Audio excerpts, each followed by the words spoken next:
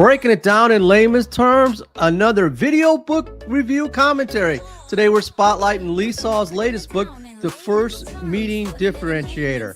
Now, I've been a big advocate of Lee's work. I've done 2 video book reviews from his previous books, Sell Different and Sales Differentiation, and this book doesn't disappoint. Now, this is going to be a long-form video. It's a full-blown video book review commentary. In fact, I have co-hosts on this video commentary review, my 2 co-hosts from AI, and we're going to cover this book cover to cover, each chapter giving you some highlights. This will be some additional content as well. We'll talk about who should buy this book, who should read this book, and who shouldn't read this book. We're going to do some role plays. We're going to take some topics in the book and build on that. We're going to leverage what else could be added in this book if Lee were to write another book. We'll role play pitching Lee Salz a new book concept idea based on the principles in this book. And then I'll pitch Lee on some concepts about video marketing strategies for future books that we got out of ideas from his book. So stay tuned, long form video coming up. And of course, I will be doing a full-blown short video book review of this book in its entirety. I can tell you right now, go ahead and get the book. And that video is going to be posted on LinkedIn as well as social networking sites and Amazon. I encourage everybody out there who's read this book, go beyond the text and do video. Speaking of video, here's my interview, our video book review commentary with AI on Lee's latest book, The First Meeting Differentiator. Welcome back to the deep dive. Today, we're cutting into a really strategic playbook. It's designed to sort of revolutionize what might be the most frustrating part of the sales process for a lot of people. Oh, hey there. What's up? Speaking of people, this is Doug in layman's terms, and I'm going to be joining this call, this consultation about Lee's book, and we're going to break it down cover to cover and have a lot of fun. I'm preparing for a video book review. So let's get into chapter 1 quickly, the highlights. Doug, welcome to the consultation. Yeah, that's awesome. We love having you in the deep dive. And we are absolutely happy to break down Schultz's framework for your video review. We're doing exactly what you asked. Chapter 1 is where everything shifts. It's titled The Necessary Death of Discovery Meetings. And its main idea is simple. The traditional discovery call is broken. It's flawed because it's seller-focused, which prospects recognize and resent. It provides zero meaningful value to the prospect right there and there. The book says the consultation mindset must replace discovery. You're shifting the focus to providing real, immediate, meaningful value for the client. And this transition is driven by a profound question Salz poses. What do you know that decision influencers don't know but need to know now? I'm going to summarize chapter 1. It's really creating that meaningful value on all points of engagement to the decision influencer and having that right mindset. It's a consultation, not a discovery. Let's move on to chapter 2, title, and you've got 60 seconds to break down chapter 2. Are you ready for it? That is a perfect, concise summary of chapter 1. Absolutely. You hit the key themes: meaningful value and the consultation mindset. Okay, Doug, we are absolutely ready for the chapter 2 breakdown challenge. 60 seconds on chapter 2. What comprises a successful first meeting? Go. Its main idea is reverse engineering success. You must define success before the meeting even starts. The overarching objective is simple. Peak enough interest so the DI demands the next step. Not just agreeing to it, they have to demand it. And this requires gathering information across 3 non-negotiable pillars. First is the current circumstance. Where are they now? Who are they using and how satisfied are they? Second is the future solution. What are their goals and scope? This includes competitive solutions they are already considering. And the third pillar, which is often skipped, is the decision framework. Who is truly involved? How will they decide? And what's the firm timeline? If you miss any of those 3, your deal is built on shaky ground. And that's chapter 2 wrapped up. Chapter 3 is titled, The Critical Tool Every Salesperson Needs to Qualify Deals. Its main idea is simple. Stop wasting time on deals you can't win. The book's mantra here is vital for your review. If you're going to lose, lose early. To do that, Salz introduces the target client profile, the TCP. It replaces the vague, often useless ideal client profile, the ICP. Now I'm going to cut in here. That targeted client profile that Lee has in all his books is very important. He really lists a lot of ways to qualify your targeted client profiles, and it's necessary to create meaningful value to start the consultation, to have a meaningful sales call. The TCP forces you to score an opportunity on 2 scales. Scale 1 is meaningful value. Will this prospect see the most disproportionate value from your solution? Do they have that acute pain point that only you can solve? Scale 2 is win probability. What's the actual honest chance you'll win at the prices you need? If you score low on either value or win chance, you move on immediately. You invest your finite resources only where both are genuinely high. I tell you what, chapter 3 is a lot of preparation, a lot of work that provides meaningful value. Let's hit on chapter 4. Same drill, highlights. Give it to me in a minute. Title, go. That's a great observation, Doug. You absolutely nailed the connection. Chapter 3's qualification work is the foundation. It's a lot of upfront work, but it saves immense time later. And you're right, it ties perfectly back to Chapter 2's pillars. Because the information you gather on current circumstance, future solution, and decision framework. All of that feeds directly into calculating your TCP scores. It's all about qualification and alignment with those desired consultation outcomes. Okay, Doug, Chapter 4 in 60 seconds. We're ready. Chapter 4 is titled Preparation, Your Key to a Masterful Consultation. The main idea. Consultations fail primarily due to lack of preparation. The book stresses that you must deliver personalized, high-value insight. The preparation breaks down into 2 steps. First is overarching knowledge. This means decision, influence, or mastery. Deeply understanding the goals specific to that job title you're meeting with. You have to know their world better than they do. And other players' analysis, understanding the competitive landscape. The second step is personalized research. This is where you build the consultation game plan. Digging into their CRM history and company news. It's all focused on finding a specific hook or context point. Speaking of context points, can you highlight the concept or the acronym GUIDE in that chapter and why that's important quickly? The G.U.I.D.E framework is a fantastic tool in Chapter 4. It's designed to help you, the seller, personalize your message. G.U.I.D.E stands for a series of questions you should ask yourself when preparing content. The U is who is us, meaning who is the sender of the information. The I is who is the intended audience. The D is how do you want the information delivered? And the E is in what environment is the information going to be received? This ensures your preparation is tailored to the DI. It's the critical step that makes your consultation feel personalized, not generic. You're demonstrating you've already invested time in understanding them. This instantly adds value and makes the DI feel special. All right, let's move along to some emotion right now.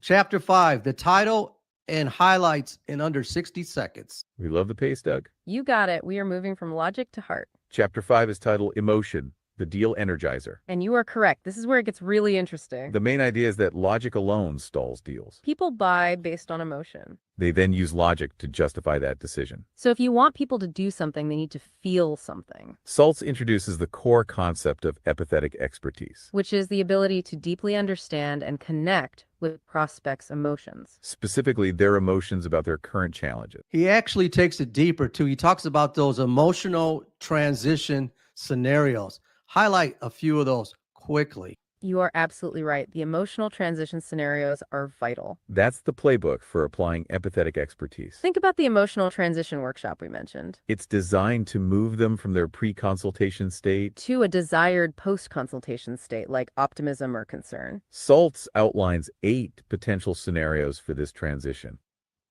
Let's quickly highlight 3 common ones, starting with the simplest.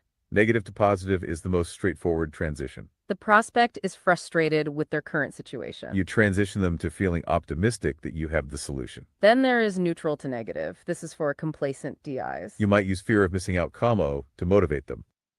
Or you might highlight the fact they are unknowingly overpaying. This creates frustration or anger, which energizes action. The most delicate, however, is the positive to negative scenario. If the DI is overconfident, you can't be the one to burst their bubble. The book advises asking questions that lead them to recognize the opportunity. So many solid scenarios for better engagement. Now let's move along to chapter 6. You got to have those right questions. What's the title of chapter 6?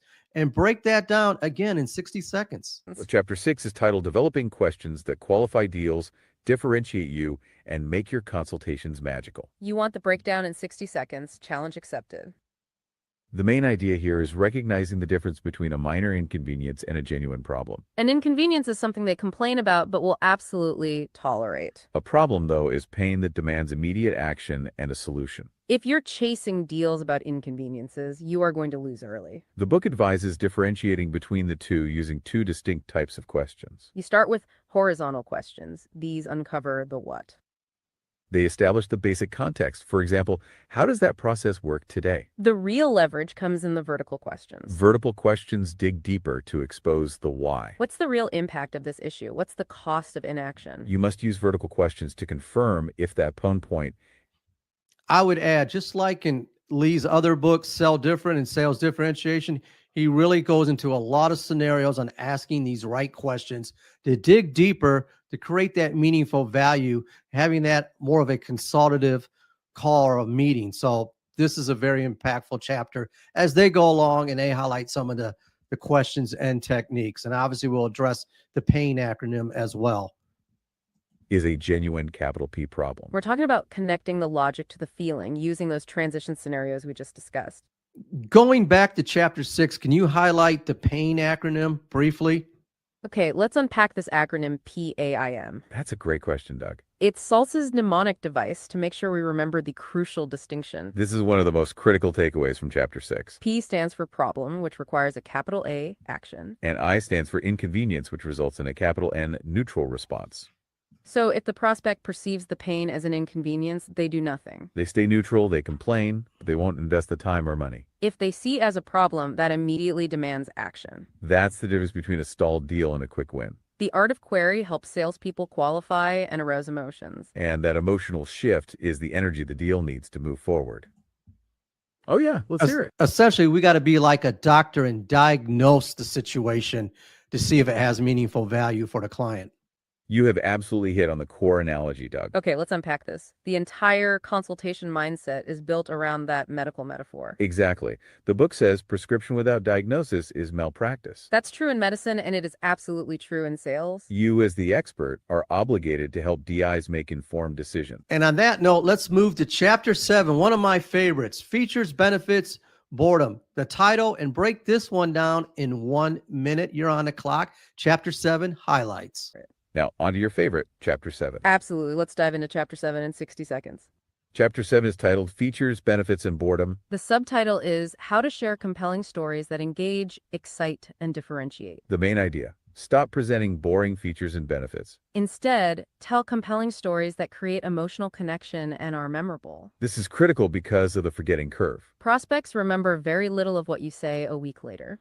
Listing features is boring and immediately forgotten. So you replace that feature dump with a deal pursuit story portfolio. This is a structured collection of stories focusing on emotional results, not just facts. The book recommends the rule of 3. Focus on 3 key themes or differentiators you want the prospect to remember. For maximum impact and retention, use visual reinforcement. Simple, powerful visuals support your message, as most people. Oh yeah, let's hear it. Let's talk a little bit about the messaging tools in chapter 7, and then we'll wrap that and we'll move on to the next chapter. Most people are visual learners. That storytelling element ensures the insight sticks. That is an excellent detail to pull out of chapter 7, Deb. Okay, let's unpack this. The messaging tools are absolutely critical for retention. Remember that 2/3 of people are visual learners. So if you share information only verbally, you lose 2/3 of your audience.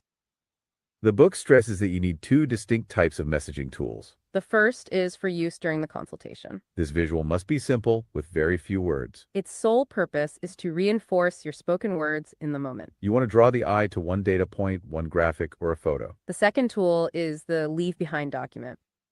I'm going to pause them right there. Chapter 7, in my opinion, is one of the most profound chapters because it gets into that story-selling content, obviously leveraging visuals and content that provides meaningful value on all levels of engagement.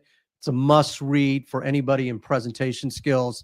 And I highly recommend chapter 7 to read again and apply what you learned in chapter 7 to create meaningful values through storytelling content. Moving along with AI. This one, whether digital or print, includes the full narrative explanation. The goal is for the DI to read the same message they heard. If you try to use one complex tool for both purposes, you fail. It confuses the visual learners during the meeting. It's all about effective alignment to ensure the message sticks. You lead with the emotional post-solution, emotions and results. Speaking of leading, let's lead into the chapter 8, consultation cliffhangers. Title, same format, break down the highlights in chapter 8 now.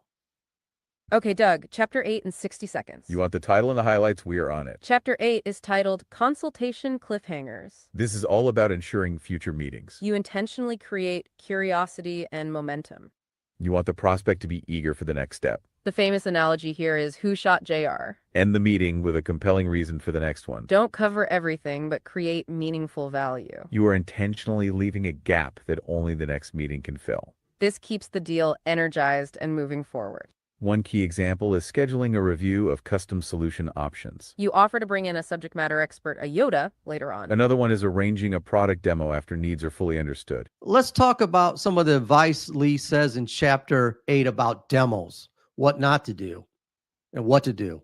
That is a critical point about the cliffhangers chapter. Yes, the chapter warns against two common mistakes. The first mistake is rushing into a technology demo. Salespeople are proud of their tech, but they shouldn't let that excitement cause an incomplete consultation. If you jump into a full demo right away, the consultation turns into show and tell. This fails to create a solid deal foundation because you likely haven't asked all the essential questions yet. Plus, the DI won't remember everything anyway. And scheduling a subsequent meeting becomes much harder. You've given away the farm. Oh, go for it. What about the concept of the empty briefcase? I think that's genius for curiosity. Oh, the empty briefcase strategy. You are absolutely right, Doug. It is pure genius for creating curiosity. It's another example of the intentional gap. If you sell complex solutions, you can't arrive with a bag of them. The empty briefcase means you show up with nothing but a pen and a pad. Your plan is to come to the next meeting with relevant solution options. This disarms the decision influencer. Moving along, let's hit chapter 9, the title, and 60 seconds. Let's navigate chapter 9. You're keeping us moving right along. Chapter 9 in 60 seconds, challenge accepted. Chapter 9 is titled The Imperfect Consultation. And its subtitle is Navigating First Meeting Deal Obstacles. The main idea: things will go wrong in the first meeting. The key is having a framework to handle those inevitable obstacles.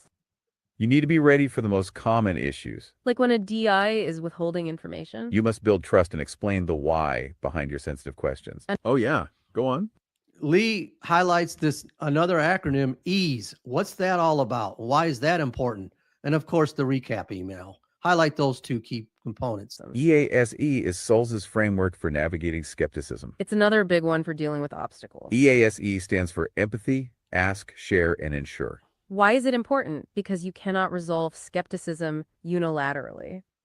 It takes both you and the decision influencer working together. You start with empathy to show you respect their concern. Then you ask questions to fully understand the root of the concern. Then you share only the information specifically requested to resolve it. Finally, you ensure the information you shared resolved their concern. This keeps you from throwing spaghetti at the wall, as the book puts it. You're not just guessing what they need, you're confirming. Now let's talk about the recap email, which is Chapter 10's centerpiece. That's the critical follow-up tool to solidify value and confirm next steps. It combats the forgetting curve we talked about earlier. If you had a 1-hour conversation, they'll only remember 6 minutes a week later without this. I would add to the recap email, why not leverage a personalized video message? That's selling different and bringing meaningful value that's personalized. What do you think about that? That is a phenomenal idea for selling different, Doug. Okay, let's unpack this. A personalized video message is pure empathetic expertise. You're capitalizing on two key themes from the book. First, the need for personalization we talked about in Chapter 4. And second, leveraging visuals, which we covered in Chapter 7. Salz emphasizes that 2/3 of people are visual learners. A personalized video would be the ultimate visual reinforcement. It also demonstrates that you genuinely care, which is a major differentiator. The book stresses that AI tools can't write the recap email for you. A personalized video takes that effort to a whole new level. It creates a positive impression of what it's like to partner with your company. And it easily gets shared with the other decision influencers too. It's an excellent way to elevate the core concept of the recap email. You're right, it's about being memorable and standing out. Now let's circle back to the written components of that recap email. We were going to highlight two. Let's not, and let's move on to chapter A. Let's put a bow on a great first meeting. Highlight that breakdown in less than 60 seconds. Chapter 10. That sounds like a plan, Doug. We're moving on to Chapter 10. You're keeping us right on pace for your video review. Okay, Chapter 10 in 60 seconds, putting a bow on a great first meeting. This is the critical final sequence of the consultation. The main idea. Close the meeting professionally to solidify value. And, crucially, secure the next meaningful interaction. The first step is simple, but often skipped. You must thank them for investing their time with you. Executives are busy. Their time is an investment. Then you ask the blank canvas question. How did we do today to gauge their perception of value? This tells you immediately what hit the mark. The only acceptable conclusion to this meeting. Is a clearly defined and scheduled next interaction. Not a vague promise, but a firm date for a next step. You must also review and set due dates for all action items. Finally, you mentioned the recap email that's coming later. That email is the finishing touch, reinforcing everything. That's chapter 10. Now, chapter 11 really puts everything to a close, implementing the first meeting differentiation strategy. Lee lists about 14 steps. Hit those quick as possible. Chapter 11 is the action plan. It's titled Implementing the First Meeting Differentiator Strategy. And you are correct, there are a lot of steps. We can hit the key phases you need for your review. The book recommends focusing on phase 1 initially. You can't implement the entire strategy overnight. The first step is selecting one decision influencer to focus on. Then you select one solution you sell to give it focus. This keeps the strategy distinct and manageable. After that, you identify the meaningful value for that DI. And create your desired consultation outcomes list. You also need to develop your target client profile. The next set of steps focus on the preparation work. Conduct the decision influencer analysis. Develop your empathetic expertise. And craft your horizontal and vertical questions from Chapter 6. Then you create 3 solution stories for that DI. This is where you leverage the Chapter 7 storytelling. The final steps are securing the next interaction. Select your consultation cliffhangers from Chapter 8. Prepare your approach to navigate deal obstacles from Chapter 9. And create your recap email template from Chapter 10. It's a comprehensive, repeatable framework. It's all about making the entire process scalable. Now let's quickly go for it. Great job. We've covered all the chapters. Give yourselves a round of applause. Now, you ready for some fun role play, action, and questions?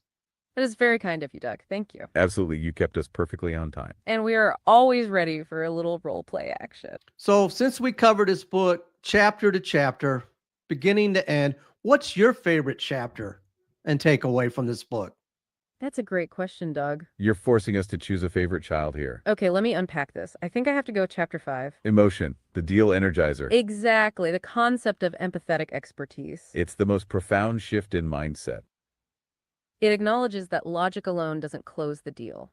You have to identify their before and after emotional states. And then guide them through that transition. If they don't feel the problem, they won't act on it. It's the energy the deal needs to move forward, as we said. For me, I would pick chapter 7. Features, benefits, and boredom. Yes, because it's the most immediately practical. Stop with the feature dump. Start with compelling stories and the rule of 3. That storytelling ensures the insight sticks with the DI. Plus, that's where we talked about visual reinforcement. That ties in Oh, yeah. Uh-huh. Thank you for your sharing your own favorite chapters. Now, we all can agree this is a great book, but who is this book really written for? That is another insightful question, Doug. Absolutely. It's a great book, but who is the audience? The book is intentionally broad in its target. Salz states clearly that it's for both sales management executives and for individual revenue contributors. For managers, it's a blueprint for a scalable, repeatable strategy. For creating a sales playbook for the team. We saw that mentioned by several CEOs and executives. For the individual salesperson, it's actionable guidance to elevate performance. It applies across B2B and complex B2C sales. Whether you're selling products, services, tech, or SaaS solutions. It's essentially for anyone who wants to win more deals. And crucially, let's hear it. I love that answer. So let's flip the script. Sales contrarian. Who is this book not for? Who shouldn't spend time reading this book? Okay, let's unpack this. That's the kind of contrarian question we love. That's a great flip of the script, Doug. If you look at the structure, the book is the line for complex B2B sales. It focuses on deals where multiple decision influencers are involved. So who is it not for? It may be transactional sales. Yeah, if you're selling a low-cost commodity with a one-call close. If the sale doesn't require strategic preparation. Or if you don't need to guide a prospect through an emotional transition. Then a lot of the deep framework, like the target client profile. And the empathetic expertise might be overkill. Also, if a salesperson is completely unwilling to do the heavy lifting. This book is not about shortcuts, as one reviewer mentioned. It requires intention and effort, especially in preparation. If you're looking for quick manipulation tactics, look elsewhere. This book is about building value and genuine trust. So it's not for those who hate preparation or sell simple products. Them at the prices you want. It's about leveraging that sales differentiation strategy. So chapter 5 for the emotional why and chapter 7 for the how are relevant to both audiences. And that ties in perfectly with your personalized video idea too. It creates that positive impression of partnering, which helps every seller. Now let's circle back to the written components of that recap email. We want to tie up those, hey, yeah, what's up? Let's move along. I've got a couple additional questions in role play. You ready for this? We all agree this is an excellent book, but what would you add to the book? Extra chapters or a new book for the future of selling today? Okay, let's unpack this. There are a few key areas that have evolved since the book's core concepts were set. Salz provide a masterful, timeless framework for the human-to-human interaction. But the context surrounding that interaction has changed rapidly, especially with technology. What we would add falls into 3 big buckets that impact the first meeting. First, the pre-meeting buyer journey. Buyers are often 70 to 80% of the way through their research before they talk to you. So the book could use a chapter on the consultation for the informed buyer. This would cover using intent data, like what content they've downloaded, to tailor the meeting. This helps avoid redundancy and skip starting from zero. The second area is digital body language and virtual engagement. Since many first meetings are virtual, we need strategies for the virtual handshake. You know, how to read epistles, spot multitasking, and establish rapport immediately. Your personalized video idea, by the way, fits perfectly into this modern context. It addresses the need for strong virtual engagement, which we discussed earlier. The third bucket is the impact of the subscription economy. The book is geared toward winning the initial deal. But today, the first meeting needs to also plant seeds for expansion. It should set up the consultation for long-term, profitable partnership. I think these additions are spot on. So if we were to create a new book, what would that title be? Let's freestyle on that. Give me a few titles for those 3 key components for a new book. Okay, let's unpack this. That is a great creative challenge, Doug. We love the idea of freestyling a title for the next evolution of this framework. For that first bucket, the pre-meeting buyer journey, the informed buyer. We could call that the 70% solved consultation. Or maybe the contextualized consultation. That sounds a little more academic. For the second bucket, the digital body language and virtual engagement. We should call it mastering the virtual handshake. That's punchy. Or perhaps reading the pixels. Your personalized video idea, which we talked about, fits that perfectly. And finally, oh yeah, go on. What about the augmented customer or team selling with the well-informed buyer? That is a phenomenal idea for a 4th key area, Doug. Okay, let's unpack this. That ties directly back to your empty briefcase idea. And it links to the other players analysis we discussed in chapter 4. The augmented customer means they've done their homework. So your expertise must be next level, consultative, almost like an industry analyst. Salz shared the story of the decision influencers thinking he was a consultant. That high-level insight is exactly what the informed buyer expects. And when you bring in team selling, the subject matter expert, that Yoda, You need to prepare them to dazzle the DI in the next interaction. so we could title that chapter The Consultative Team Sell. Or perhaps, leveraging empathetic expertise at scale. That concept perfectly augments the core book's framework. We got an idea for a new book concept. So how do we, if we were to pitch Lee this new book concept, using the concepts of this book we just reviewed, how would we pitch that? Through the strategy of the first meeting differentiator? That is a brilliant question, Doug. That's putting the theory into practice right now. We should use the book's framework to pitch the new book. We need to make this a client-centric consultation for Lee. So let's start with chapter 5, emotion. We need to use empathetic expertise. The negative state is the feeling of being slightly dated. That is, the current book lacks modern tech context. The positive state is the opportunity for a new masterpiece. We transition him from concern to urgency. We'd use a consultation cliffhanger from chapter 8. We would strategically withhold the full outline. We give him the punchy titles we just brainstormed. But we would say, we have a detailed chapter 3 outline. You'll need to schedule the next meeting to get it. That makes him demand the next interaction. We then leverage chapter 7 storytelling. Instead of a generic pitch, we use a deal pursuit story. We tell a quick story about an informed buyer today. They wasted time in a meeting because the seller didn't know their intent data. This shows the current book needs an update. That highlights the urgency of the problem. We also need to use the recap email strategy. That confirms our objectives and the next steps.